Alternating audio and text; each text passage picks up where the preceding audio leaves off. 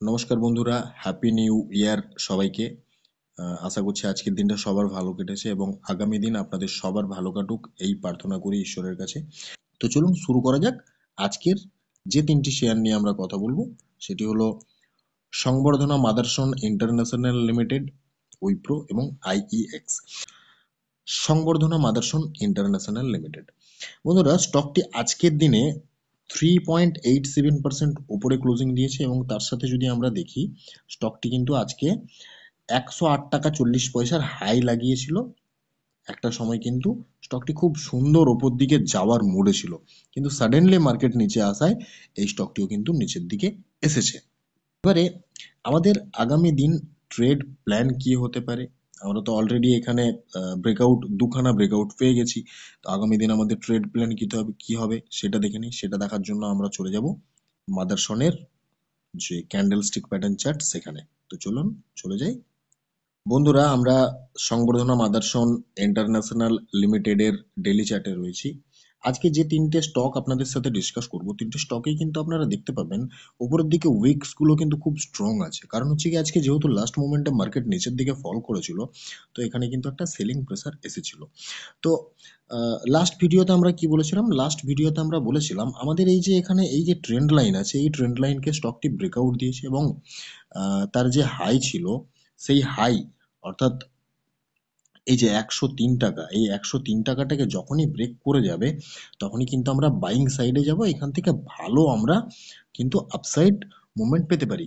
তো আমরা আজকের দিনে কিন্তু দেখলাম যে স্টকটিতে দারুণ একটা আপসাইড মুভমেন্ট দিল। এই জায়গাতে হাই লাগালো, হাই লাগিয়ে তার নিচে একটু ক্লোজিং দিল, কিন্তু আমাদের যে সেকেন্ড ব্রেকআউট জোন ছিল, লেভেল ছিল, সেটাকে কিন্তু আজকের দিনে ব্রেক করে দিয়েছে।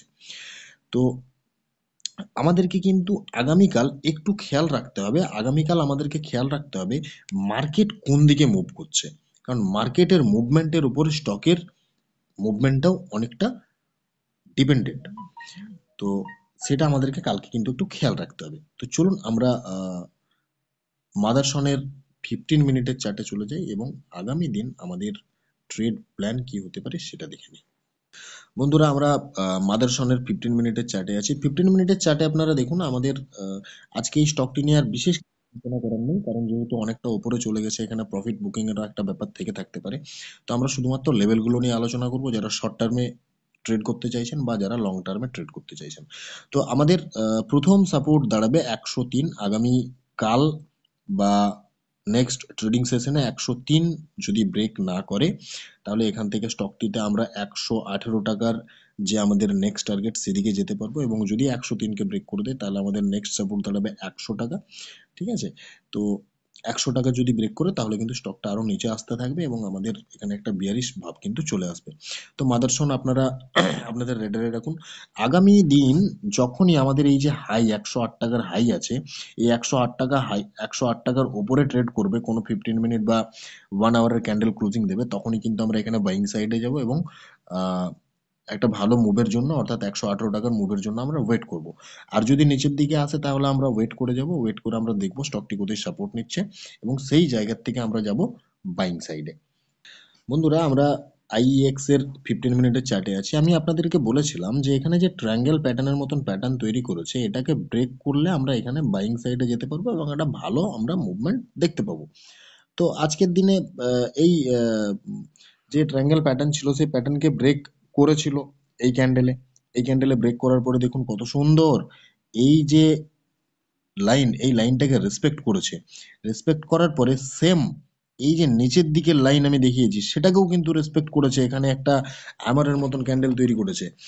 ক্যান্ডেলটা তৈরি করার পরে একটা দারুণ মুভমেন্ট আমরা পেলাম, সেখান থেকে কিন্তু আবার শার্প ফলিং। ঠিক আছে? অর্থাৎ প্রফিট বুকিং এর মুড। তারপরে সাপোর্ট কোথায় নিল? সেম যে লাইনটা আমাদের সাপোর্ট লাইন রয়েছে, অর্থাৎ এই যে লাইনটা, এই লাইনেই কিন্তু সাপোর্ট নিয়েছে। তো আগামী দিন যদি এই যে লাইন রয়েছে,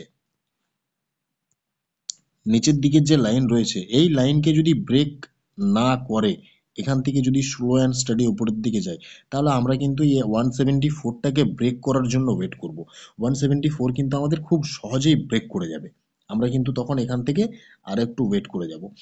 আর যদি তা না দেখি, এই যে 166 টাকা বা 167 টাকার লেভেলটা যেটা রয়েছে সেটা যদি ব্রেক করে দেয়, তাহলে আমাদের স্টকটা কিন্তু 162 অব্দি আসতে পারে আমাদের নেক্সট যে সাপোর্ট জোন, এবং 162কেও যদি ক্রস করে দেয় তাহলে আমাদের নেক্সট সাপোর্ট জোন দাঁড়িয়ে যাবে 157।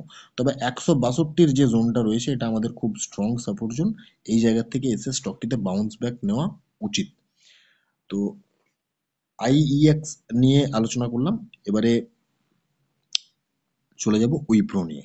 বন্ধুরা, লাস্ট ট্রেডিং সেশনে আমি বলেছিলাম যে এখানে উইপ্রো একটা রেঞ্জের মধ্যে ফেসে রয়েছে এবং একটা জোন তৈরি করেছে, যে জোনটার মধ্যেই ঘোরাফেরা করছে। আমরা বলেছিলাম যখনই এই জোনকে ব্রেক করবে আমাদের প্রথম টার্গেট 487 আমরা দেখতে পাবো। তো আজকের দিনে কিন্তু জোনটাকে ব্রেক করেছিল, ব্রেক করে প্রায় 487-র কাছাকাছি গিয়েছিল, কিন্তু সেখান থেকে আবার একটা শার্প ফলিং দেখা গেছে এবং আবার এই জোনের মধ্যেই কিন্তু স্টকটি ঢুকে গেছে। ঠিক আছে, তো এখন সেম আমাদের ট্রেড প্ল্যান একই রকমই থাকবে। এই জোনকে যদি নিচের দিকে ব্রেক ডাউন দেয় তাহলে কিন্তু স্টকটিতে এই 450 পর্যন্ত ফল আসতে পারে, এবং 450কে যদি ব্রেকডাউন দিয়ে দেয় তাহলে কিন্তু স্টকটির মধ্যে বিয়ারিশ ভাব চলে আসবে। তো এটা আমাদেরকে খেয়াল রাখতে হবে। তো আগামী দিন আমাদেরকে দেখতে হবে যে উইপ্রো